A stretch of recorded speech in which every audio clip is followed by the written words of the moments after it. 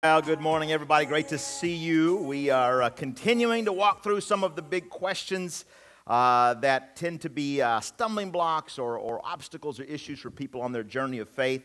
We're nearing the end. We've got one more question that we'll deal with next week, and then the following week, Thanksgiving weekend, we're going to have an Ask the Pastor open mic day. And so you will write the sermon that day. We'll just have two mics, and I'll just stand up here and answer any questions that you've got. And so we'll kind of make sure we didn't miss anything. But we want to take these questions. We want to wrestle with them openly, honestly. These are good questions. In fact, the God I read in the Bible has no problem with questions. And if he does, he sure answers a lot of them. The prophets are always asking questions. There's this dynamic. It's good to ask questions, especially when you ask questions of God. That's what he wants us to do, is ask them in a way that leads to faith, not leads away. And so we want to deal with these really for a couple of reasons. One is to strengthen you in your own faith, wherever you are in your particular journey, because I know we've got these questions here in the church, but also to strengthen your ministry, because you have friends that are asking these questions, and I don't want you to be stumped when they bring them up, so I want you to begin to think about these things and start to process that. So today we come to the seeming battle between science and faith. Hasn't science disproven Christianity? I mean, didn't we maybe need religion when we didn't understand the natural world, and people blame storms on the anger of the gods, right? But now we understand weather patterns and cosmology and biology and all sorts of other things. Certainly, we don't need religion anymore. And there's a whole group of new atheists that are claiming just that very thing. The British biologist Richard Dawkins very famously argues that it's impossible to be an intellectual scientific thinker and still hold religious beliefs. I would say he might want to take that up with Francis Collins, the head of the Human Genome Project and the current head of the National Institutes of Health. He is America's leading scientist and a very committed Christian. In fact, I would highly recommend his book, The Language of God, which chronicles his journey from atheism to faith. And Collins is not alone in that. There's a very famous study that was conducted in 1917 and again in 1997, asking scientists practicing scientists, if they believed in a personal God who answered prayers. So not just this ethereal, but a personal God that answered prayers. And 100 years ago, the results were 40% said no, 40% said yes, 40% said, or 20% said, I don't know. Okay? Not a math major. A decade ago, they redid the survey, exact same numbers, 40, 40, 20. Now, that's not the 83% of just regular Americans that would say they believe in a God that answers prayer. But it's not nothing, right? It's not no one. And so I wrestled a lot this week about how to handle this particular topic. To be honest with you, I know less about this subject matter than I do any of the others that we've discussed. And I have taught less on it than I have some of the other issues. And so I did what I do when I'm trying to learn stuff. I read a lot. And I mean a lot. That book was one of them. I read several other things. There is a wide variety of things out there, and the more I read, it took me into deeper holes and darker corners. And so trying to figure out, how do we process this? How are we going to arrange the limited time that we have? So many different approaches to the science-religion problem. One thing is we could talk about, miracles. Hasn't science ruled out the supernatural? Well, we spent a whole series on miracles just a couple of summers ago, so if that's your issue, you can go back and look at that, Supernatural Summer. Another big topic, of course, is evolution. Ever since the fundamentalist progressive split of the 1920s, represented by the famous Scopes trial, Darwinian evolution has been the front lines of the conflict between science and faith, certainly in the news media.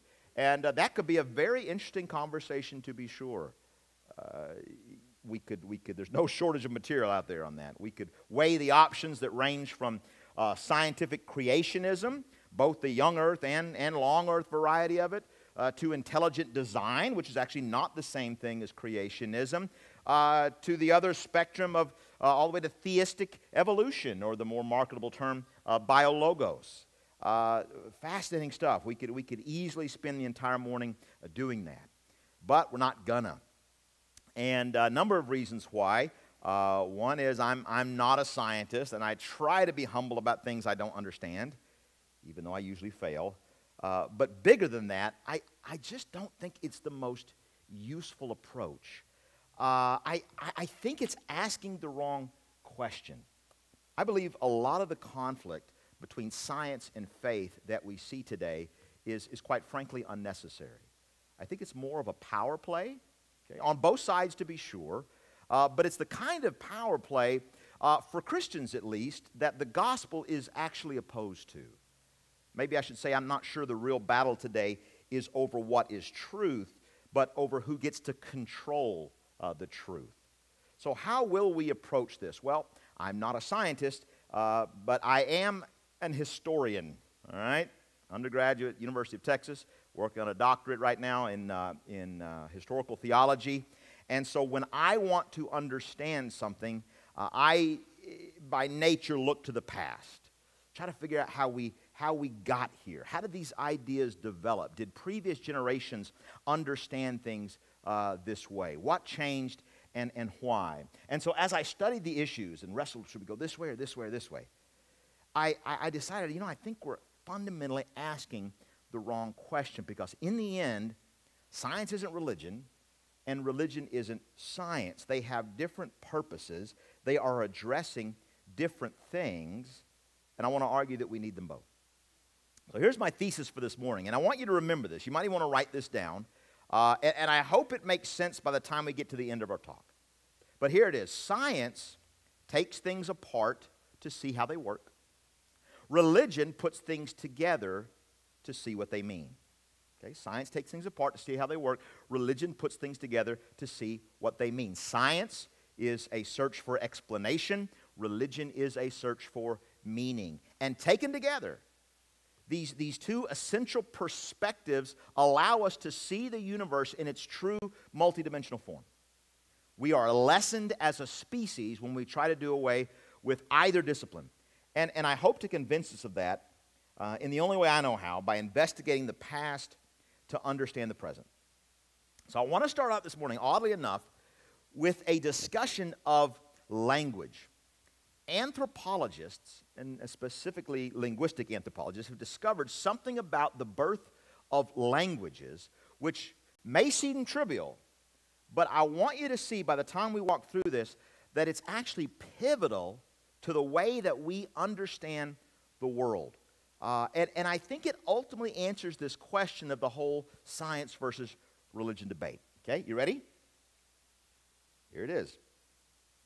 Hold on to your seats. Okay. Has everyone been to the bathroom recently? Make sure we're all, okay. Here we go. Alphabets without vowels, like Hebrew and Arabic, are written from right to left, and alphabets with vowels, like English, are written from left to right. Yes? Okay, now at this time we're going to stop. Everybody check on your neighbor. Make sure anybody needs any medical attention. I know this is very, very exciting. If you didn't know that Hebrew, for instance, is written from right to left, it is. I actually brought a book from my library. This is a Hebrew version of the Talmud, what we would call, or rather the Torah, what we would call the 5 books of Moses, or the first 5 books of our Old Testament. It reads from right to left. Okay, you open it this way, this page, and then this page. And so if you haven't seen this before, you can come up after and take a look at it. And it's all kind of fascinating. I don't share this, though, because it's kind of fascinating. It actually matters. And I have come to believe that it matters a great deal. Here's why.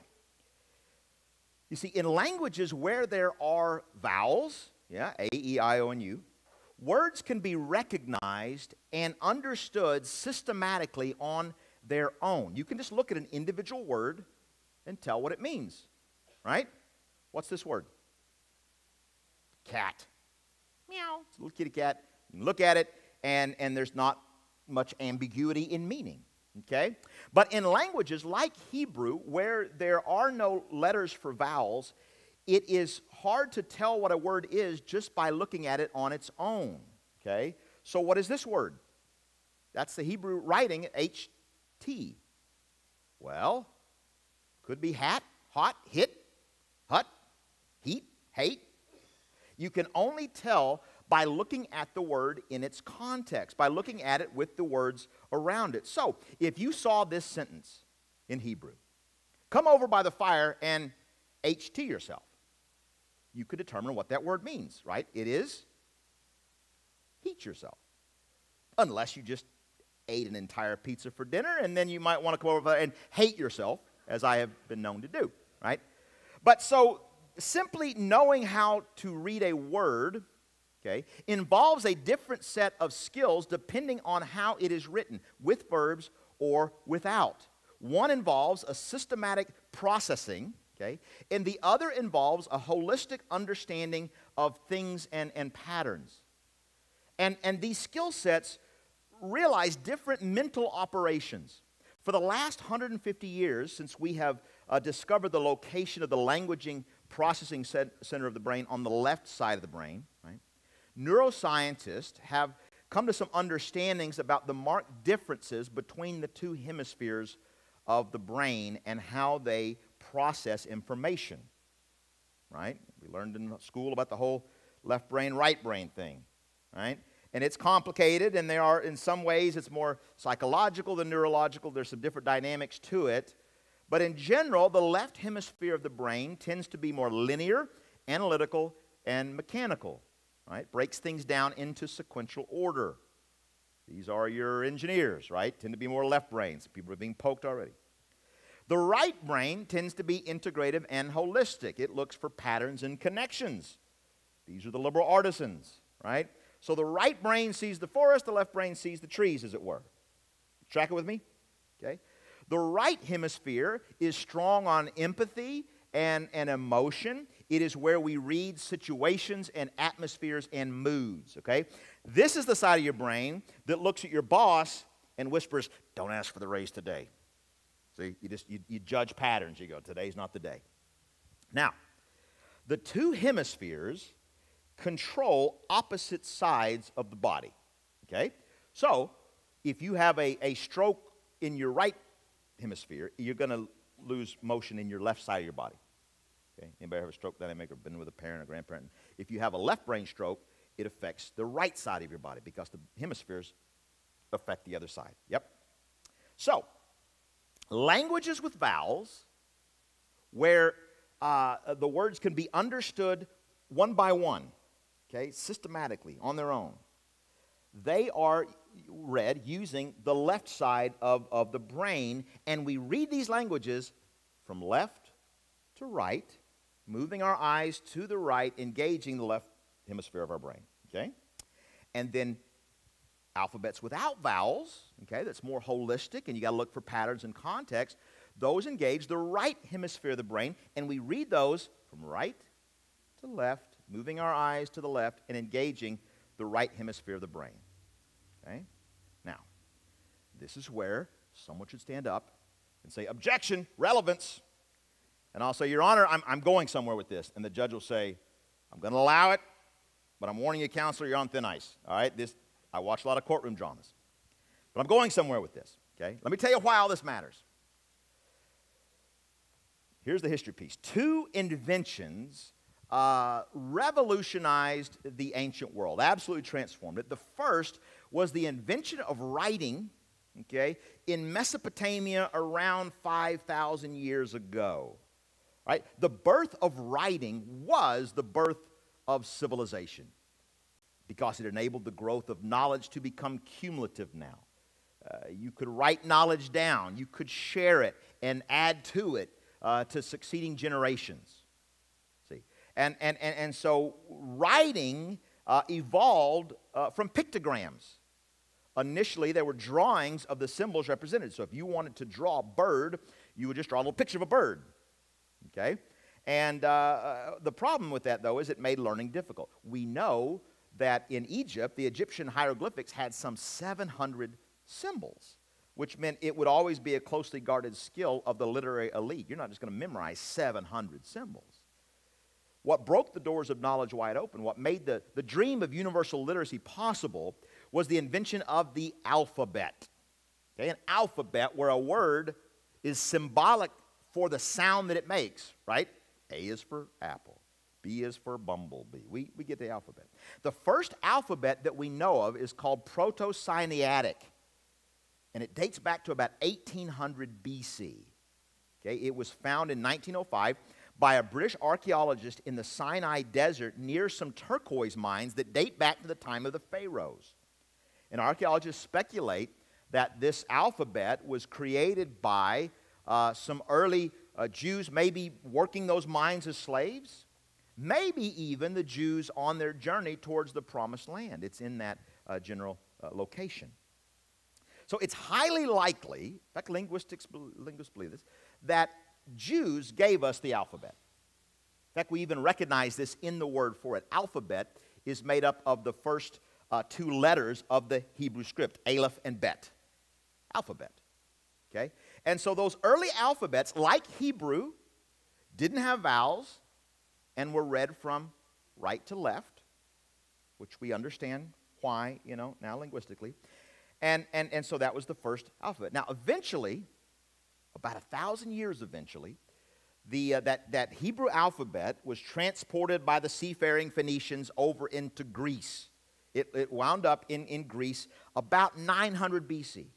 Okay? So about 1800 BC, we see the first alphabet coming in. 900 BC, it makes its way to Greece. The first four letters of the Greek alphabet mirror the first four letters of the Hebrew alphabet exactly.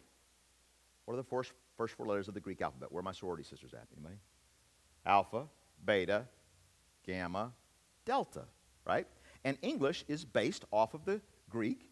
And so what comes after A, B, C, D? E. It's fun to preach to smart people, right? E.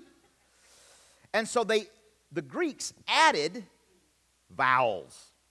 They added the E. They added the vowels. And what a change it was. And after about 100 years, something else changed. They began to write, not right to left. They began to write left to right.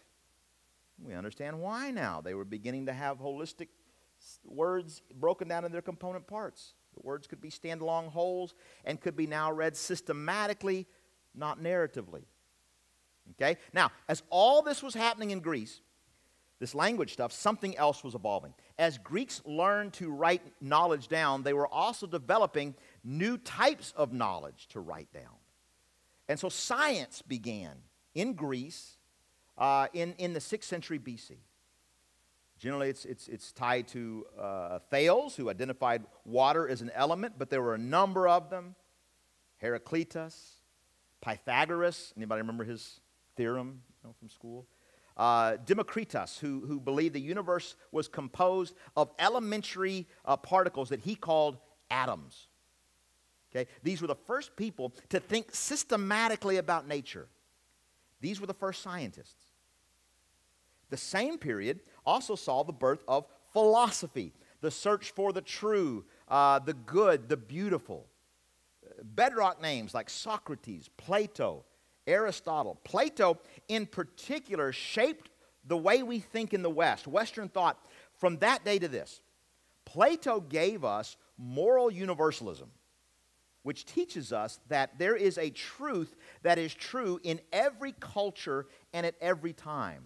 This is the foundation, by the way, of the scientific method and experimentation. Because if you can prove something to be true, it will be universally true.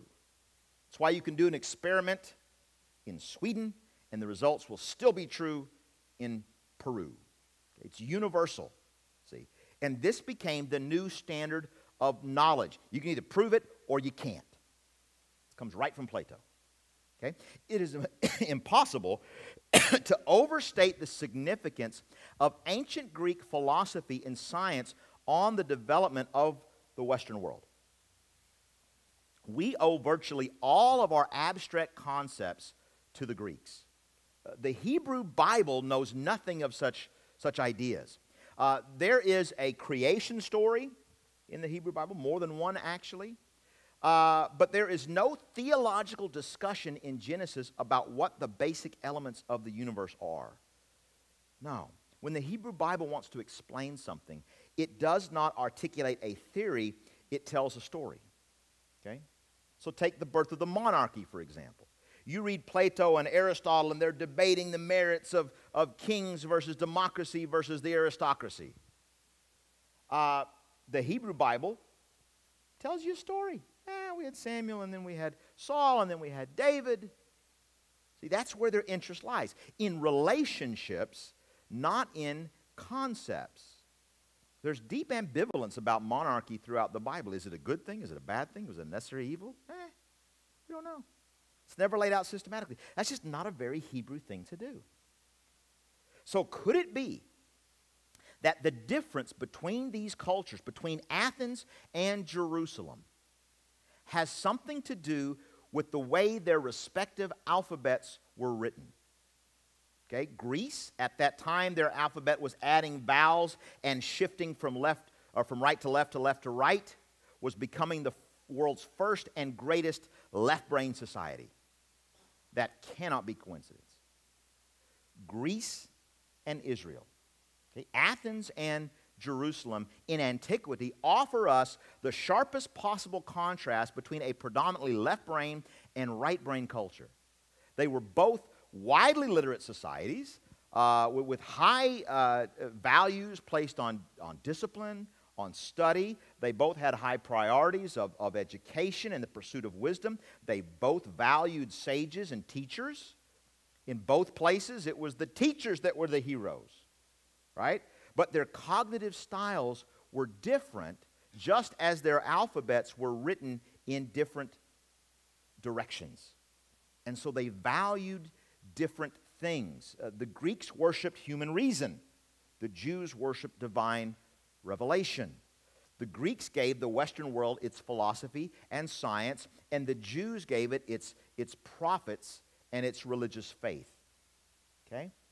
And we can still grasp something of this in the modern world by looking at the overarching differences between East and West. See, China is another example of a language that reads right to left. And China, most all Asian cultures, tend to be more relationally centered than we individualistic Westerners are. Give you an example. You know the famous American language primer, See Dick, right? See Dick run, see Dick play, that dynamic. A Chinese language primer from the same time begins this way. Big brother takes care of little brother. Big brother loves little brother. Little brother loves big brother.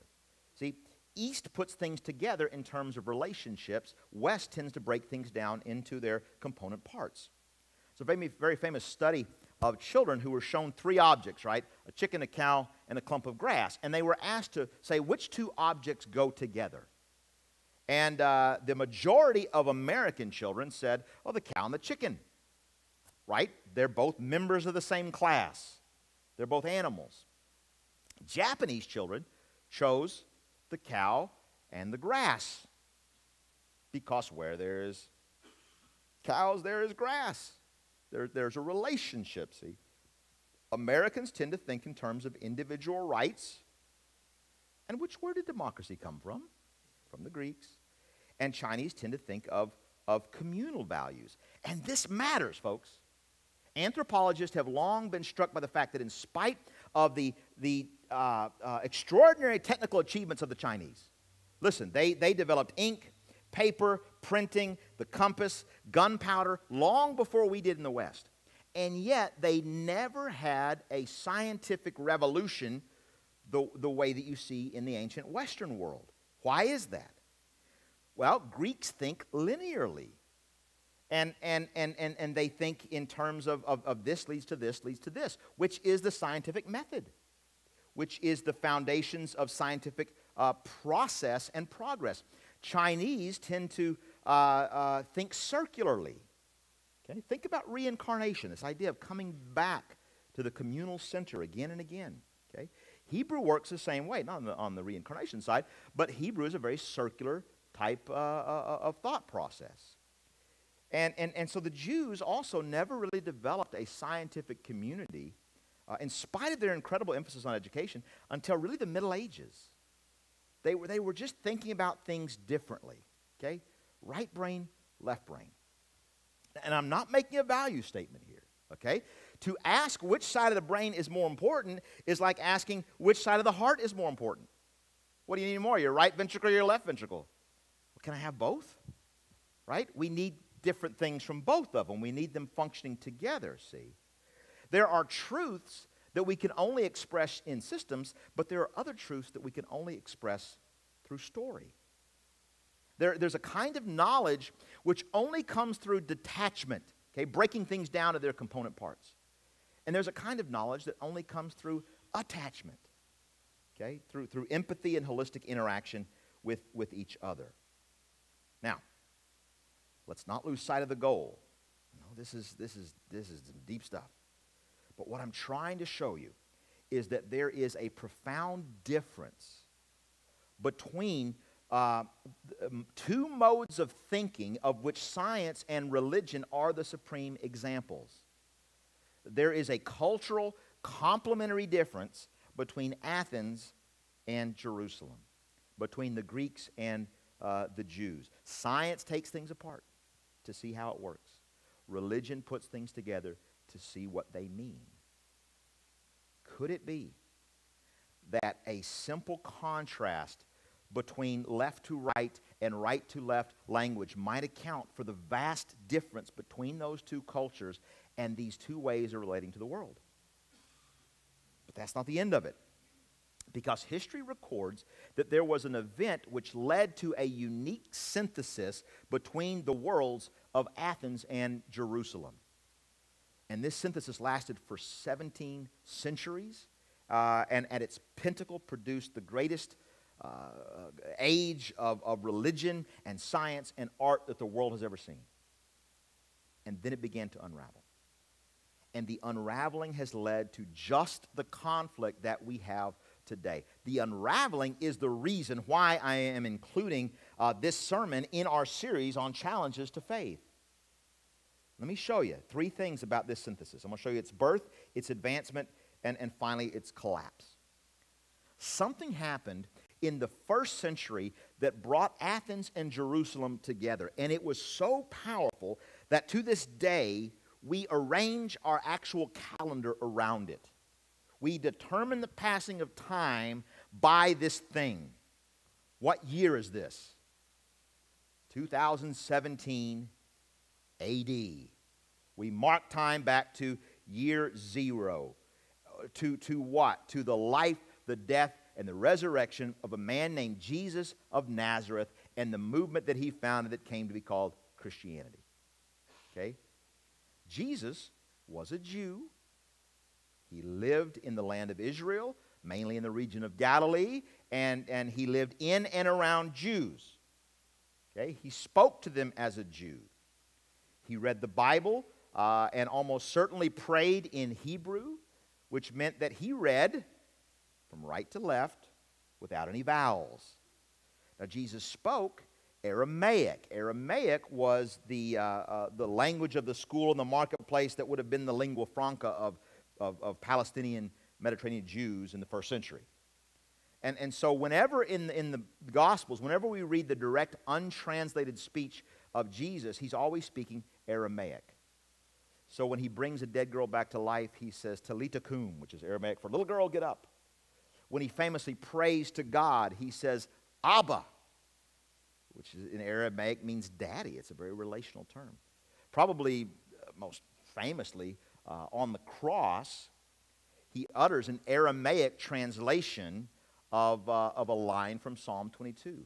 Eli, Eli, lama sabachthani. My God, why have you forsaken me? Jesus spoke Hebrew, okay, and its linguistic cousin, Aramaic. But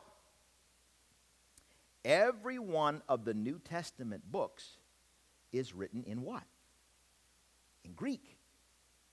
That is an extraordinary fact. Even the Old Testament that the early Christians, for centuries, it's called the Septuagint. The Old Testament that they read was a 3rd century BC Greek translation of the Hebrews. And as we have hopefully proven this morning, how you speak influences how you think.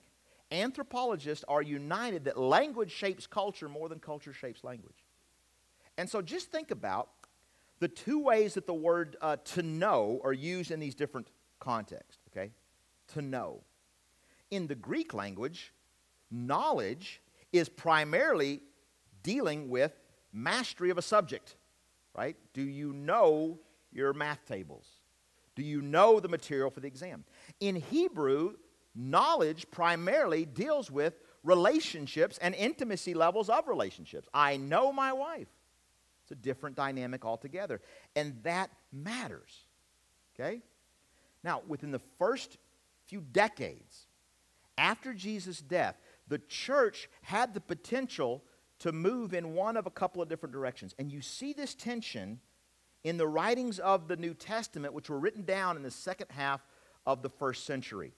Would the church's focus be as a Jewish sect based in Jerusalem under the main leadership of Jesus' brother James?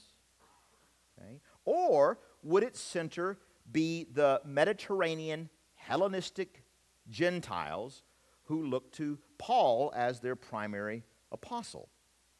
History tells us that it was the Greek, okay, not the Hebrew and Aramaic speaking population, that proved to be the fertile soil into which Christianity took root and grew. And there are a lot of historical reasons for this. Probably the biggest one was that in AD 70, the Romans came and tore Jerusalem down to the ground, destroyed the whole city. And so the balance shifted to Athens from Jerusalem because, in large part, Jerusalem ceased to exist. Of course, I think the sovereignty of God played a large role in this. I think it was not by accident and that God intended for the synthesis of the two great cultures of the world to come together under the gospel. Okay? But it is absolutely true that Christianity is a religion whose sacred texts are written in a language that its founder would have found foreign and largely unintelligible. There is a good deal of doubt over whether Jesus would have even been able to read the New Testament. Two different cultures, two different ways of thinking and being coming together in this new movement called Christianity. Okay? But that still doesn't explain why it changed the world. Just this little group. Okay? We still have to discuss what brought Christianity, this great synthesis of Athens and Jerusalem, what brought it to prominence. And that's another moment in history.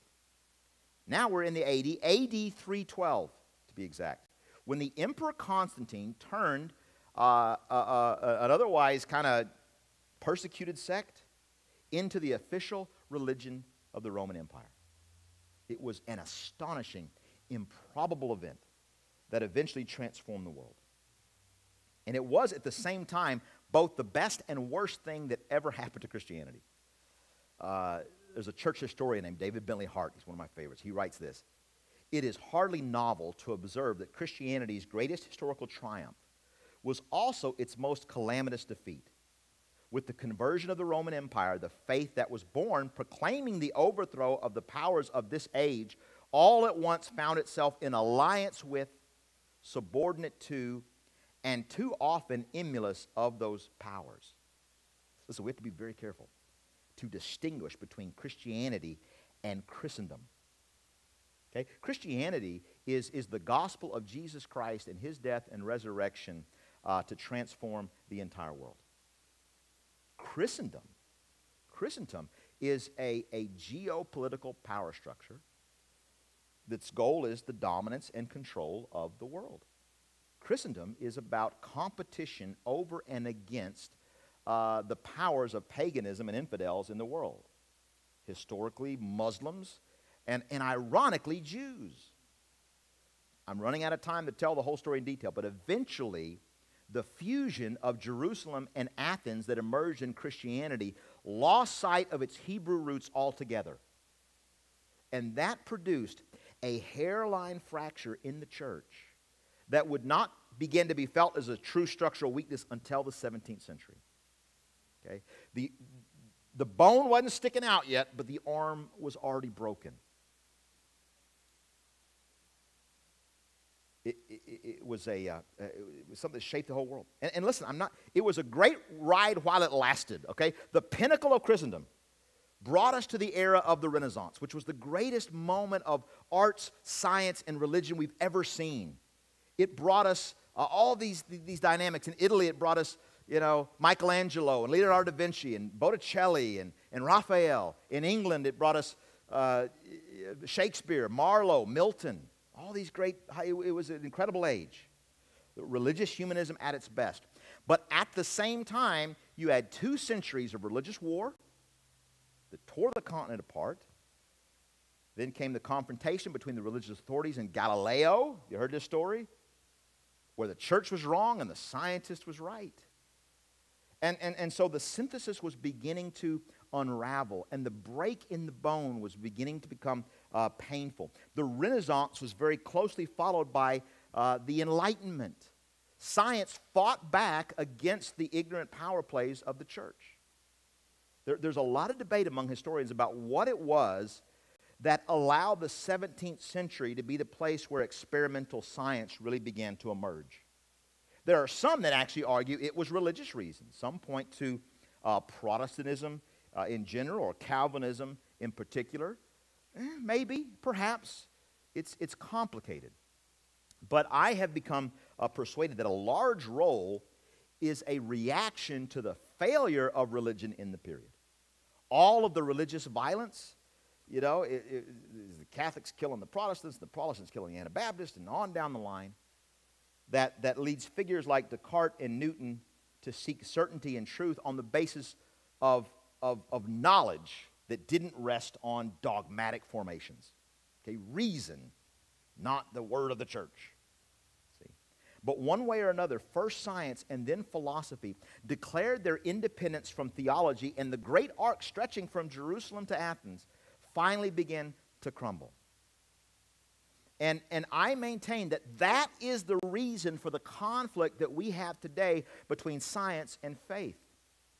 When David Hume and Immanuel Kant disproved God in the Enlightenment, okay, what they were disproving were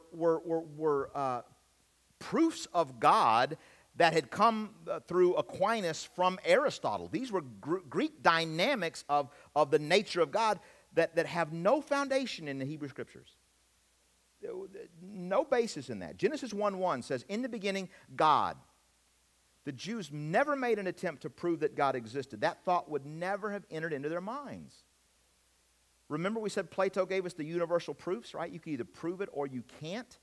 That is not a Hebrew concept. What they were concerned with was not the foundational structures of the universe, but the relationship with this God, who was their provider and their deliverer and their sovereign king. That's what they cared about, not breaking the universe down into its component parts. That's very Greek, not Hebrew. Science takes things apart to see how they work. Religion puts things together to see what they mean. See? Science studies behavior. If I raise my hand, science can tell me about bone structure and muscle work and neurological connections. But science cannot tell me meaning. It can't tell me if I'm raising my hand to high-five you or slap you, right? To ask a question or praise God. No, for that we need other disciplines. But we need them both. See, when religion and science began to go their separate ways, it's the human race that suffered. We need to declare a truce between these two essential aspects of the human condition. And listen, I understand how we got here. I really do. And to be honest, it's the church that needs to repent first. For too long, a church dominated by fear instead of faith has declared war on what it does not understand. But I think the answer is not to instill science in the dominant position and let it persecute religion. And again, I understand why they would want that, looking at 500 years of human history. But could we dare to learn from history, not just repeat it? How do we do that? I would suggest that the answer lies in going back, okay? Not to the Renaissance, not to the pinnacle of Christendom and Christian power. I think many of the tensions that we feel today in the religion versus culture wars are more about a dying geopolitical power structure than about standing up for the true gospel. We got to look beyond that. We got to look back to Jesus. This Jewish carpenter from Nazareth, okay, that the Apostle John called the Logos, the highest Greek ideal of meaning, but who himself claimed to be the very Son of God, who could bring all of us into relationship with God through his story. And that's what matters. Listen, Jesus didn't die on the cross to replace the Roman Empire with just another form of worldly imperial power. He died in weakness for a persecuted people to usher in the very kingdom of God, a kingdom that has thrived and survived in pockets across every language group and every government in history. So that Chinese-speaking Christians under communism and English-speaking Americans under democracy can worship together the God of Abraham, Isaac, and Jacob side by side, call each other children of the King, because they are brothers and sisters of Jesus. Do you see how radical this is? Do you see how much more transformative that is than just another stale debate about Adam and Eve versus Darwin? I mean, I can talk to you about that stuff. I've formed some opinions on it. But listen, how helpful is that really? And I know some of you might be irritated with me because I have failed to render judgment on these things. And that's what you came to find out. Where do we stand on the deal? But let me ask you this. If you knew the exact moment that life appeared from nothingness, okay, whether that was 4,000 years ago or 14 billion, how would that change your life? How would it make any difference at all? Would you celebrate that?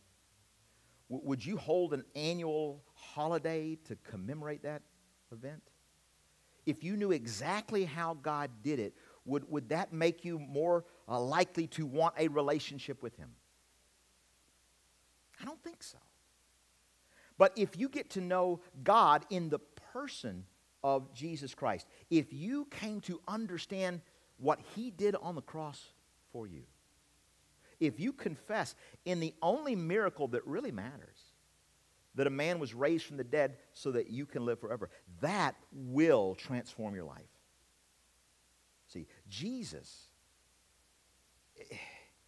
is the person that has transformed billions of lives from right brain communities and left brain communities all across the world at different parts of time. I'm here to tell you this morning, listen, you don't have to be afraid. Jesus brought us faith, not fear. Science isn't going to take that away from you.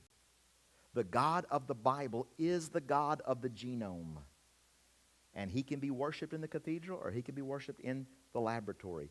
His creation, all of it, is majestic and awesome and intricate and beautiful, and it cannot be at war with itself. Okay? Only limited, flawed human beings can bring such wars. Okay? But that means maybe we could be the ones to end them. Let me pray for you.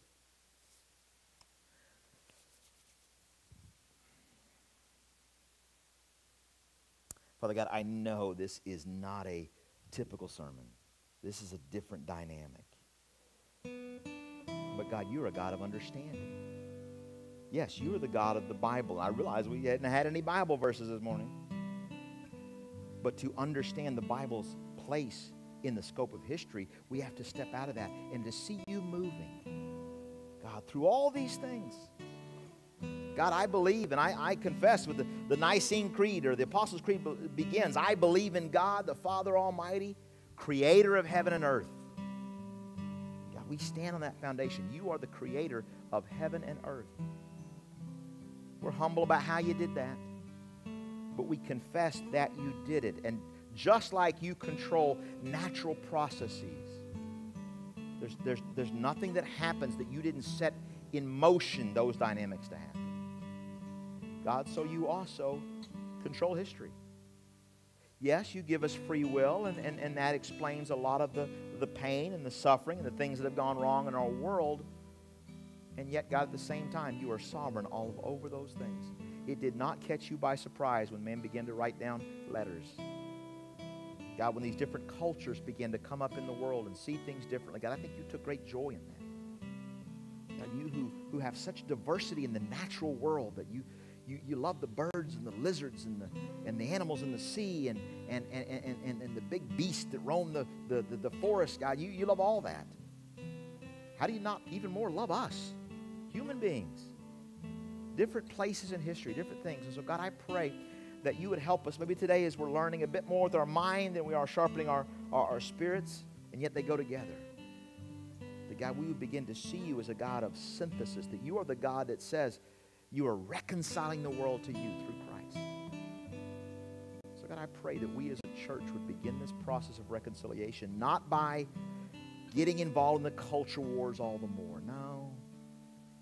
Jesus, you didn't come to ramp up the culture wars. You came to die for the only thing that can put those wars to an end for eternity. God, through grace, through forgiveness, through mercy. And that's what we want to see, Father God. So I pray if there's anybody here and they have been struggling with this issue, maybe they've thought that because they've got this left scientific brain that they can't fully embrace, God, I pray this would put that to bed. Because, God, it's been Athens and Jerusalem coming together that have brought the world the best understanding of your Son, Jesus Christ, and what it was he came to do for us. Let that come home in our hearts this morning. In Jesus' name we pray. Amen. All right, now take out your blue books, and we'll have the exam